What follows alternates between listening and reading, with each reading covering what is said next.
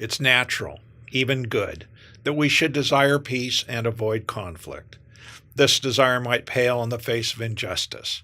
Families strained by the financial exploitation of a parent by a sibling or other close relative find themselves conflicted over calling out wrongdoing or trying to keep the appearance of harmony.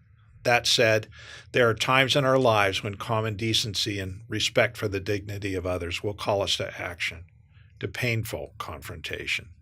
We pay a price for this. There are common elements to elder financial exploitation stories that potential clients, and readers of my book tell me. The focus of an elder financial abuse story can be mom, dad, grandpa, grandma, aunt, or uncle. But let's make it easy for discussion. It's mom. Mom is 84 years old. Dad died 5 years ago. Mom owns the family home in a trust that she and dad set up when they were in their 60s. The trust also owns securities, bank accounts, and some other investments. Mom and Dad's trust, consistent with their expressed wishes in their joint lifetimes, provides for equal division of assets to their 3 children after both of them pass away. This long mutual intent for family equality will be under siege. Mom's health begins to fail soon after Dad dies. Mom's grief is evident, as is her anxiety over making financial and life decisions previously made by Dad. Paying bills, insuring the house, paying taxes are all great challenges for her. Dad always took care of these things. At our best during family challenges, our families gather together, even if geographically or emotionally distant, and try to work out the protection of a widowed parent. It's not always easy. One child may take a much greater financial burden, while another will assume a greater presence and help in mom's everyday life. Given that most of us, all of us, lack perfection, it is normal that the strains of unequal burdens might create emotional tensions. We live with this and understand that this is life. There are times when we are the greater recipients of generosity and other times where we're called to be more generous. So this is a given. There are events of elder financial exploitation that go beyond this given. Let's call her Doris. Doris and her 2 sisters are mom's living children. Doris is the baby. She has encountered suffering in her life, an early divorce, off and on addictions, and difficulty in holding jobs. Her sisters have suffered with her. They've reached out to her. They do not wish her ill, and they have at various times tried to help her. Now that Dad is gone, Doris moves into mom's house. It starts fine.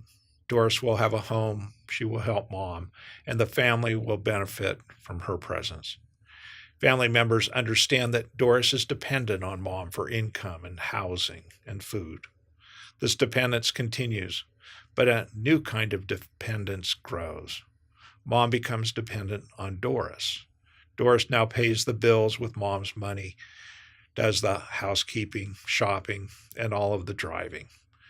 For whatever reasons, that which began as helpful to mom becomes very harmful. Mom gives Doris her power of attorney. All bank accounts and the Schwab accounts, previously in the trust, are put into mom and Doris's names. Doris takes mom to a lawyer unknown to the family, and mom changes the trust to leave everything to Doris. Doris is very secretive about this and threatens mom that Doris will leave if mom shares this knowledge with anyone. The threat is not merely one of Doris's departure. The warning includes a promise that mom's house will be sold and mom will be put into a nursing home. Mom's assets will be taken. She will be penniless. There are more than threats. Doris isolates mom from her 2 daughters, other family members, and friends. Phone calls don't go through, and any family visits to see mom are impeded by Doris. The storyline is familiar to those who have suffered through similar events. Mom is now clearly in a stage of dementia. As far as the family can tell, Doris is keeping mom from doctor's visits, and mom is in nearly full isolation from the family. Family meetings take place, and no one quite knows what to do. Doris and Mom will not attend these meetings. A family member calls me. He read my book, The Wolf at the Door, Undue Influence and Elder Financial Abuse, and he hopes that I might have some answers. I wish that I had more answers than I have, but I'll share what I know. Mom is in a precarious position. She's not been deemed to be incapacitated by the terms of her trust and other legal authorities, such as a conservatorship. Anecdotal evidence might point to mental incapacity, but this is not enough. Doris has the power of attorney and, for the most part, stands legally in Mom's shoes.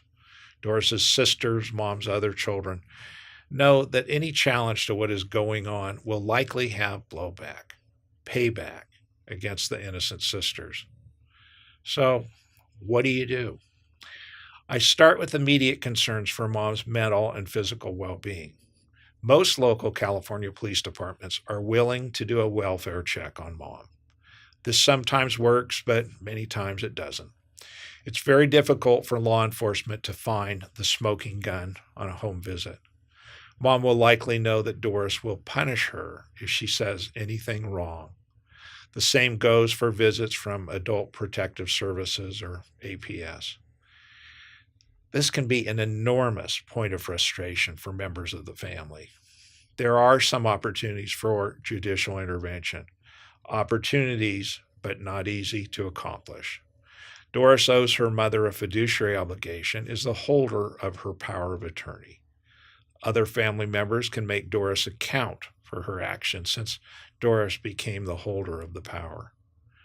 Many times, the holder of a power of attorney, like Doris, who is isolating its maker, will become overconfident and abuse the power, an abuse that will show in an accounting. Litigation over a power of attorney is not without cost. Oftentimes, the defense of the abuse of the power is funded by the innocent maker's funds, diminishing the estate even further and adding on to the misuse of the power. So it comes down to this. There are really no ideal and simply executed remedies. Each case has its own facts. The quest to protect Mom from wrongdoing is worth it, even if not easily accomplished. At Hackard Law, we work to safeguard beneficiaries who have substantial estate, trust, and elder financial abuse cases where we think that we can make a significant difference, and there are wrongdoers who can be made financially accountable for their wrongdoing. We represent clients in most of California's large urban areas, including Los Angeles and San Diego, Sacramento, Alameda, and Santa Clara. If you'd like to have us hear your story, call us at 916-313-3030. Thank you.